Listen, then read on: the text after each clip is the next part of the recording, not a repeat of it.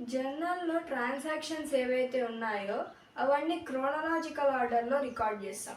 Chronological order అంటే time ప్రకారం. ఒక మంత్లో ఫర్ ఎగ్జాంపుల్ మార్చ్ అనుకోండి ఒక మంత్లో ఒక 5 ట్రాన్సాక్షన్ జరిగినాయి.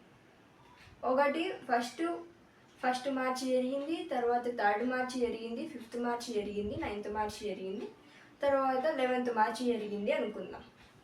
ఇప్పుడు మనం జర్నల్లో రికార్డ్ చేసేటప్పుడు ఈ ట్రాన్సాక్షన్ని మనం 1st మార్చి జరిగిన ట్రాన్సాక్షన్ని ఫస్ట్ రికార్డ్ చేస్తాం.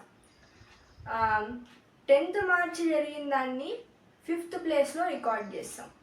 కానీ మనం 10th మార్చిలో జరిగిన దాన్ని 1st ప్లేస్లో, 1st మార్చి జరిగిన దాన్ని 5th ప్లేస్లో అయితే రికార్డ్ చేయం. టైంని బట్టి అది ఏ టైంలో జరిగింది, ఫస్ట్ జరిగిన దాన్ని ఫస్ట్ రికార్డ్ చేస్తాం, సెకండ్ జరిగిన దాన్ని సెకండ్ రికార్డ్ చేస్తాం, అలా సీక్వెన్స్లో చేస్తాం. దీన్నే మనం క్రోనలాజికల్ ఆర్డర్ అని అంటాం.